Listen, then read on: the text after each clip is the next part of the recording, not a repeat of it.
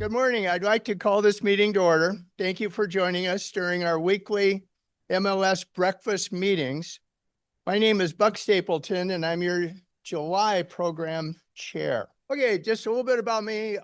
Some of you might know I'm a former Los Angeles police officer. Following that, I've been in the U.S. military now for over 30 years. I thought I was out until somebody said, hey, listen, we're going to ask you to come back in and join us for a couple more years. My career really in real estate has been since I was about 19, when my mother made me buy a condominium and I had to pay $125 a month mortgage to Bank of America at 10% interest rates. And I thought, oh my God, I'd rather pay rent at $60 or whatever it was. That year, the condo made more money than I did. It went up in appreciation and value. And in 4 years, I sold it and then bought a house closer to home in Glendale. And 2 years later, that house doubled in value. And so I thought, gosh, I better learn a little bit more about real estate. And so I did two things. I went to contractor license school to learn about construction, not to be a contractor. And I took a series of courses on learning how to be a real estate broker. And I was working in a law office that represented the City of Glendale Redevelopment Agency. And my job in law school was to read the contracts. And I came across the Brokers Commission, and that changed my career forever. So now help me welcome our guest speaker, Chief Executive and Executive Director of the Apartment Association of Greater Los Angeles, Mr. Dan Yukelson. Dan, come on up. All right. Good morning. Can everyone hear me? Good, good. Well, thank you for letting me come all the way out to the West San Gabriel Valley this morning, be your entertainment for about an hour. I'm going to cover a bunch of what I call regulatory issues. I'm going to talk about some new state laws that went into place, some new local laws, and also talk to you about some of the regulatory issues that we're facing in the rental housing business. How many of you own rental property yourselves or manage rental property? Oh, that's great. That's great.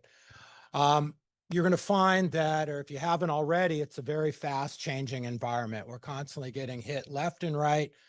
It's what I call death by 1,000 cuts, constantly chipping away at our property rights, and organizations like ours are constantly putting on our battle gear and fighting back and trying to make sure these regulations don't get passed, because at the end of the day, it restricts our ability to manage our buildings and our properties the way we need to, and it also decreases our property values. And it's just been a growing problem for many years now. And so we are putting up the good fight, that's for sure. First thing I need to tell you is my background is actually a CPA. I started at a big accounting firm and then became, after 8 years there, became the CFO of a number of companies. That's chief financial officer. Spent most of my career in the network radio business, syndicating a lot of national shows with Ryan Seacrest, comedian Steve Harvey, Rush Limbaugh, Sean Hannity, a lot of the talk guys. So the things I'm going to tell you today, you need to know. I never practiced in the tax area as a CPA, so I can't give you tax advice, and I'm certainly not an attorney. So whatever I say to you, if it brings up an issue in your mind that you want to get addressed, make sure you go seek your own professional help. Don't always listen to what I say. Hopefully I'm accurate, though. Our organization has been around since 1917. If you can imagine, there was rent control issues back in 1917 surrounding World War I, imposed by the federal government. So a group of women down in Long Beach got together and formed the Apartment Association of Greater LA. We've since grown to well over 10,000 members. We cover Ventura County, LA County, and San Bernardino County. Our members own or manage well over 350,000 rental units. We deal with all types of rental housing, not just apartment buildings, duplexes, single-family home rentals, ADUs, and so forth. So we're very involved. We, like your organization, we provide a lot of operational support, education. For instance, today we're having a webinar right after this. We do a couple of those a week. We have in-person seminars. And then the most important thing that we do, I think, and it's become more and more important, is our government advocacy efforts. And we have a lobbying team up in Sacramento that represents our interests at the state level. And then we have a local government affairs team that covers about 180 local jurisdictions, both cities and counties. And then through our national association, we get coverage up in Washington, D.C. So California as a state is by far in the minority in terms of the 50 states when it comes to rent regulations. We're one of 8 states plus the Washington, D.C. that actually has some form of rent control. And just recently, since 2019, California, Oregon, and Washington, with Washington being the most recent, have come on with statewide rent control. You may be familiar with AB 1482, which was the Tenant Protection Act that was passed in 2019 here in California, that caps rent increases at no more than 10% or CPI plus 5%, whichever is less. And then there's actually 32 states, by far the majority out there, that prohibit any kind of rent control whatsoever. It's prohibited under their state constitution. And then there's 10 other states that don't have rent control, but they don't have these prohibitions in place. Now, this is running this organization is definitely my second career. I like to call it my encore career, and I've been doing it for a little over 7 years. And when I started, there were literally a dozen cities in California that had some form of rent control. And I think we're up to about 3 dozen right now. And we face constant threats with tenant groups organizing in different cities. And we're seeing rent control come into play more and more, and rent registries and protections against evictions for renters. It's really becoming a growing issue for our members and for people that are investing in the rental housing business. In fact, today we have, I think, 3 cities in Ventura County that have rent control put into place in the last few years. And even in Orange County, behind what we used to call the Iron Curtain, that conservative bastion even has rent control in Santa Ana. And there's other cities that are looking at it as well. I shouldn't have to tell a bunch of realtors how bad rent control is, but certainly over 93% of economists agree that rent control is a bad policy. It creates inefficiencies. And for you, one of the most important things is it doesn't leave renters with any incentive to buy their own property and create their own wealth. Basically, they become complacent, they have cheap rent. A lot of times we see renters that may be offered a great job, but they would have to move out of the area, and they're not willing to give up their rent control department for that better job.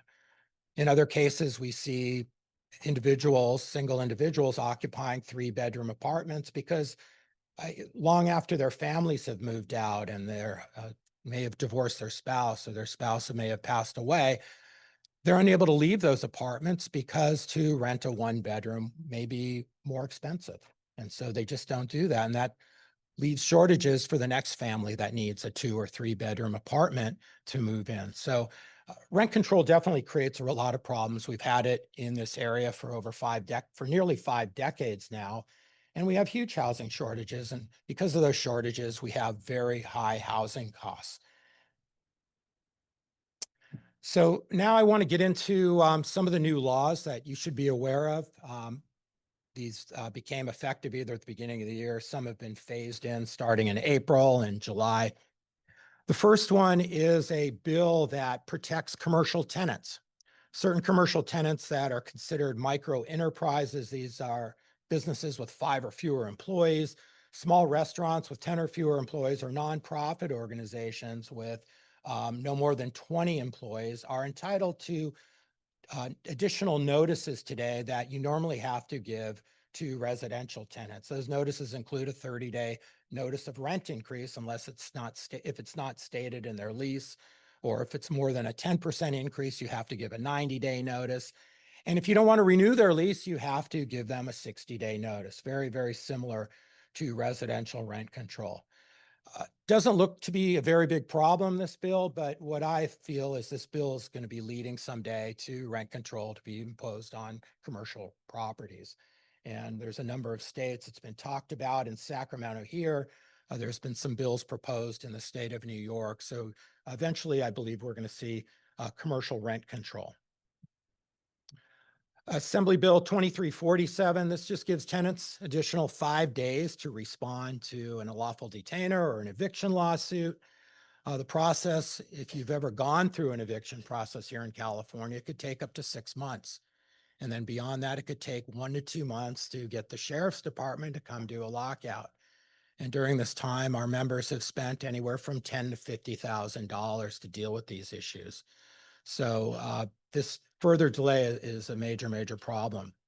And there's also a bill that was proposed this year to extend the notice period from the current 3 days to 14 days. And the 3-day notice today doesn't include weekends or holidays. So sometimes that notice period could end up being 6 days.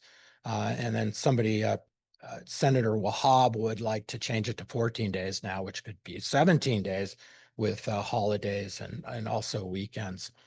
Rental application fees, if you want to charge to screen your tenants, you have to agree to select your tenants in the order you receive their completed application.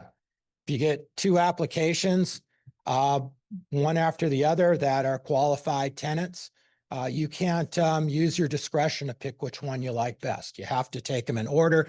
Otherwise, you have to refund the application screening fees. So just be aware of that. Balcony inspections. How many of you are aware there's a balcony inspection law here in California? It became law about 5 years ago. Our organization proposed an amendment to that bill. And as a result, we got a 1-year extension. The deadline to have those first inspections were January 1st of this year. We got it extended by 1 year until January 1st, 2026.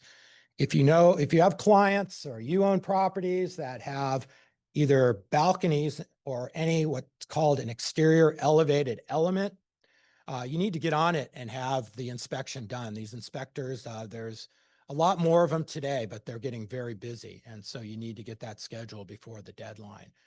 There's currently no penalties in place for not doing these inspections. It just opens you up to liability. And what we're finding more and more is that lenders, insurance companies, and even some local jurisdictions are now asking to see these inspection reports to make sure they're getting done.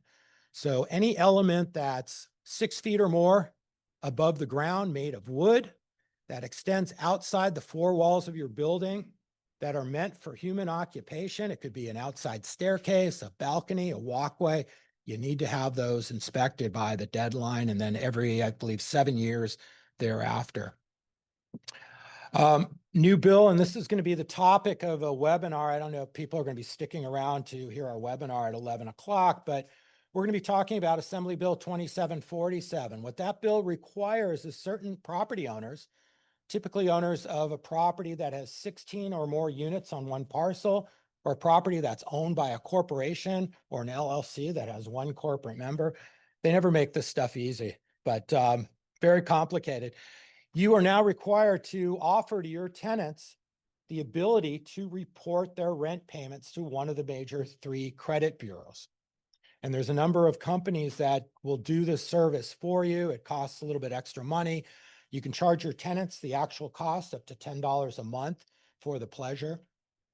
And what we've been finding since the law has been passed is that owners are signing up with some of these reporting companies with thousands of units, but very few tenants really want their rent to be reported to credit bureaus. So go figure. But it's an obligation, and you are required, if your tenant does not agree to allow you to report their rent payments, you have to ask them once every 12 months. So really what this bill does for owners is creates a huge administrative nightmare to have to remember to ask your tenants in order to be in compliance with this law.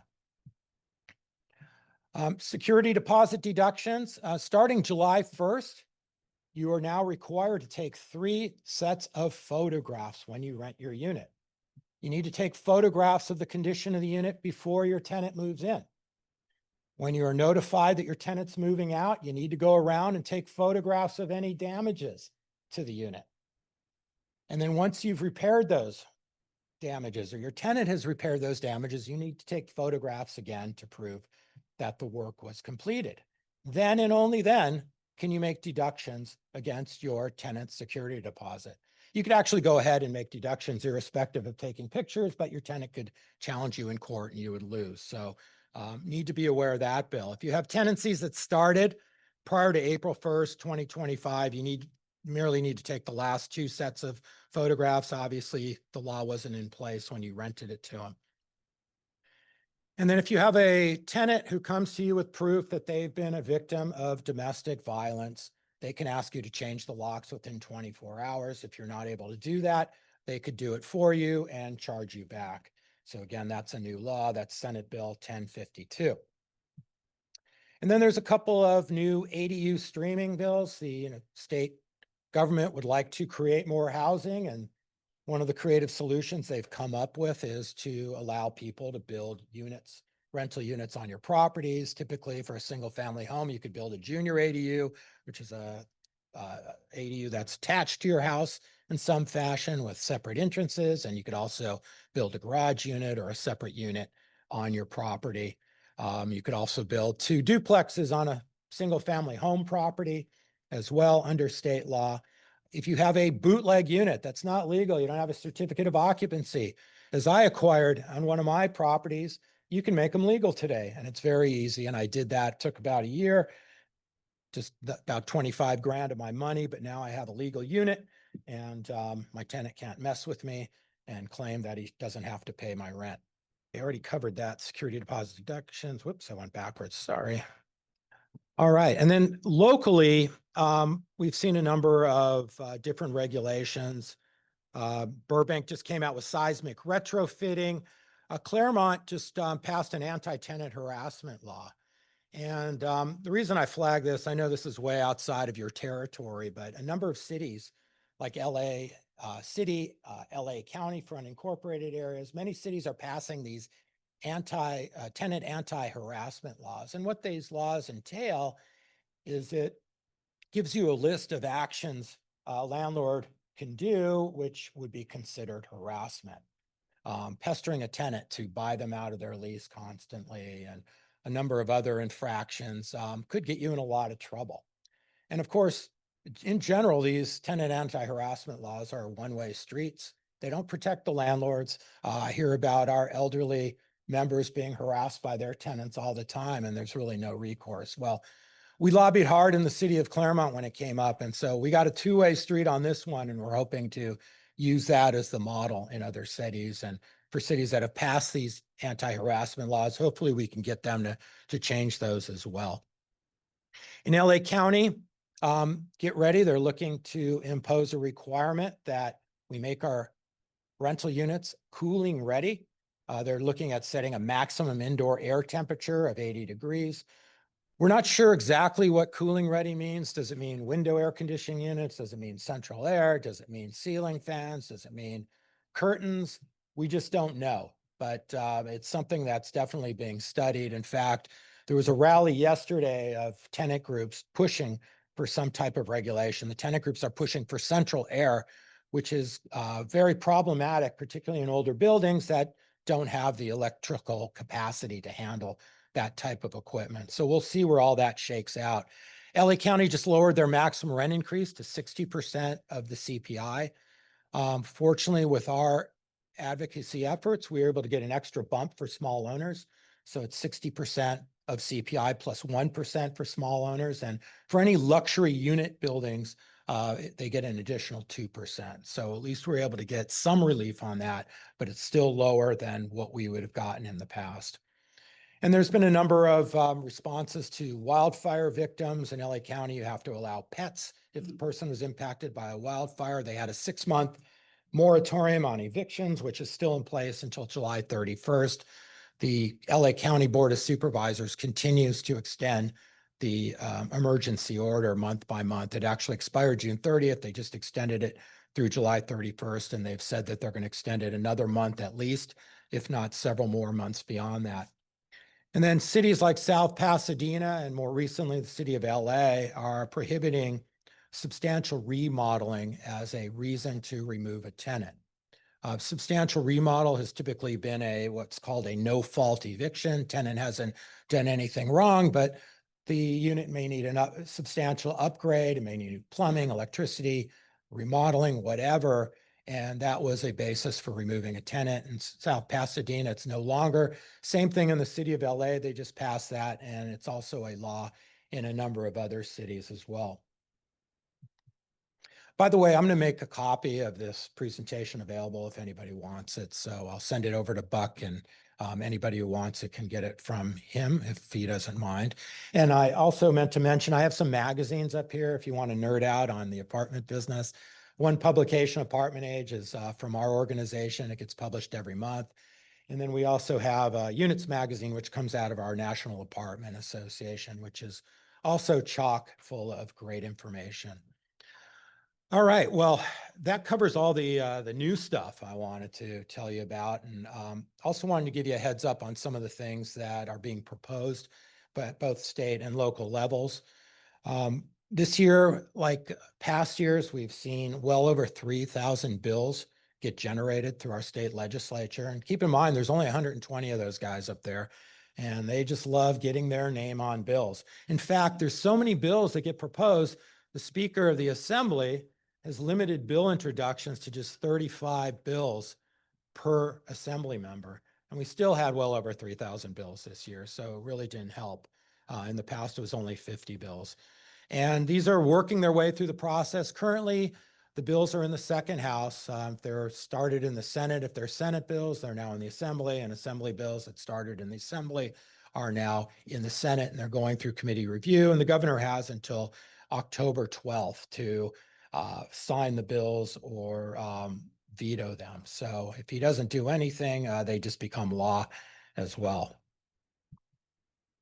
So some of the bills that got proposed are one bill would protect, and this is because our state legislature fears that the Trump administration may remove funding for Social Security. So if there is any delay in Social Security payments, Social Security recipients would have protections from eviction under this bill while there's a delay in place. It's yet another eviction moratorium. We went through 3 or 4 years of that during the COVID era, and it was a major problem for members, for property owners, who the Wall Street Journal estimates lost over $1 billion just in the LA area in unpaid rent.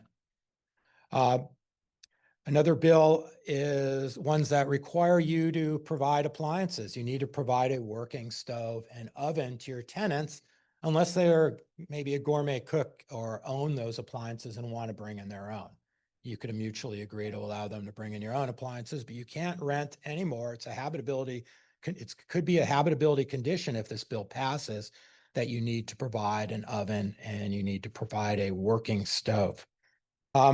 Another bill requires translation of documents. If you file a lawsuit to evict your tenant, you need to translate the lawsuit into one of these named languages, if that is the language that your lease was negotiated in, or if you find out that that is the primary language of your tenant.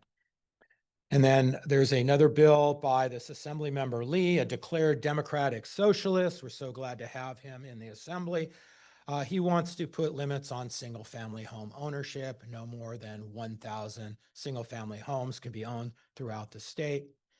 This is in response to what happened during the Great Recession in around 2008, where BlackRock came in and bought up all these single-family homes and is now a major landlord. They feel that restricts the inventory, and so people can't buy houses if they want to here in California.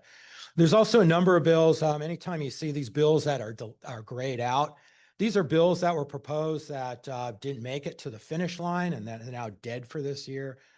There was a couple bills that were of extreme importance to our members. One was a bill that would have provided a safe harbor for ADA claims. Another one would have provided a safe harbor for habitability claims. And basically, these two bills that were proposed by Assemblymember Lowenthal, who's out of Long Beach, would have required some type of an inspection up front. And had you done that inspection and passed and made the corrections, then you would have a 10-year period of safe harbor, where if your tenant claimed an ADA issue or claimed a habitability issue, you would have had the ability to correct that within 30 or 60 days without having to go through a shakedown in a frivolous lawsuit, which we see quite a bit today. And Property owners just can't insure these issues anymore, and so they're left hanging to deal with these types of claims. And what invariably happens is they have to settle at a court rather than going through the exhaustion and the expense of a court battle. And there's a couple of other bills, this Assembly Bill 52 and Senate Bill 384. These would restrict the use of algorithmic pricing software. I'm sure you're familiar with that type of software when you book a hotel room or you go online and purchase an airline ticket. Well, there's a number of large property owners that uses that type of software to price their rent as efficiently as possible based on various factors, such as market rates and vacancies and things like that. And these bills would prohibit the use of that type of software here in California, making our property owners less competitive. So look for that. That's a big initiative going on in a number of states. I think 25 states around the country have prohibitions like that. And another bill would delay charging of late fees. You'd only be able to charge them after 7 days and no more than a 2% late fee. That bill, we believe, will likely pass pretty soon as well. And then there's another bill that was proposed by this Senator Wahab. Anytime you see her name next to a bill, look out, you know it's trouble. She wants to put rent caps on new construction. We thought we had this bill killed. It didn't make it through the first Assembly committee it went to, the Housing Committee, and she asked the committee chair to relook at it. So we expect this bill to come back today sometime, and we'll see where it goes. We're hopeful that we'll finally be able to put a bullet in this one. But basically what it's saying is that if during a fire, like we had in Palisades and Altadena, if your rental property that was under rent control gets destroyed, anything you rebuild to replace that property would also be under rent control. Now, that doesn't leave very much incentive to want to build, especially in today's expensive California environment. 2 minutes? All right. I'll fire through the rest of it. I'm almost at the end. We've had a big fight on our hand about eliminating gas appliances. South Coast Air Quality Management District actually had proposed amendments that would have forced us to get rid of our gas appliances when we replace them. That would be gas ovens and heaters and water heaters. Fortunately, we banded together with a coalition. We were able to stop that. They may relook at it next year. City of LA, City of Santa Monica are also studying the issue. If you own property in the City of LA, they're looking at the rent cap formula. They may lower that. There's a bunch of different proposals out there. So we expect to see something by the end of this year. Right now, the allowed increase is just 3%. And we have a number of wins from our advocacy. Like I said, we are really aggressive when it comes to some of these bad, harmful regulations. And we have a coalition throughout the state of like-minded apartment associations and a number of chambers of commerce. And of course, the realtors have been an incredible ally of ours. And so we're constantly going to battle on this stuff. We have a political action committee like you do. I won't dwell on that. We've been very aggressive with lawsuits. We currently have 4 outstanding lawsuits against the City of LA right now over various tenant protection regulations. We're also trying to overturn the new expensive real estate transfer tax called Measure ULA. What that does is it assesses 5.5% on real estate transactions over $10 million, 4% between $5 million and $10 million. And it goes back to the first dollar. So if you've sold your property for 15 million bucks and you've lost money on that, doesn't matter. They're going to assess you a gross tax of $5.5 million on that sale, just to punish you a little more for taking the risk and investing in that property. And we have a legal fund. If you are a member, please give to our legal fund. We're spending hundreds of thousands of dollars a year filing lawsuits. Fortunately, we're not getting sued for any of these ourselves. If you're interested in staying in touch, I encourage you to sign up and get our emails. We'll keep you up to date on all the latest regulations. Of course, you could join us on Facebook and LinkedIn and on X, formerly known as Twitter. We're not on Truth Social yet, and I'm happy to take questions. Thank you. So Dan will be here immediately after the presentation ends, and then at 11 o'clock he has a webinar that you're welcome to stay. We're going to more detail And in particular, as an apartment owner, the credit bureau reporting. So questions, please come up to the mic. Good morning, Dan. Good morning, everyone. Thank you, Dan, so much for the amazing presentation. I have two quick questions from our Zoomer friends. Why don't you- First one's from Mario. There's been an abuse by landlords increasing rents, big remodeling to get the tenants out. Rents increase over 10%. Maybe many people cannot afford, becoming a problem with affordable housing. Any recommendations how can this be resolved without having lots of laws? That's the So question. this is a question from a tenant? This is Sounds a like- question from one of our Zoom members. Okay, and Yeah. the issue again is just too high rent increases? Yeah, how I'm interpreting his question is just that there's so many actions, so many laws, so many proposals to be Right. done. Is there any way to more or less streamline it without having Yeah, lots of laws? You know, one of the challenges is there's a different playbook in every city you go to. And so owners, if they own in more than one jurisdiction, they have to learn two sets of laws. There needs to be some balancing. It's swung way to the right or the left, whatever side you want it to be on, but it's just too punishing for rental property owners, particularly smaller ones who don't have a team of attorneys working for them to be in this business. It's become very complicated. And when I sit down with legislators and city council members, you know, I try to explain to them what these laws mean from the perspective of my 80-year-old father who owned a 4-unit apartment building. There's no way in the world that he would have been able to keep up with this stuff and understand it and handle things properly. And so there's too many areas where you can trip up just on a notice. If you don't list the number of bedrooms, that's an affirmative defense and a lawsuit to a tenant. And so silly things like that, you know, as an owner, you're never given a break. Yet they need us to keep making these investments. We need more and more housing. We need to be able to upgrade our housing. And we're so restricted. We just don't have the capital to keep doing that.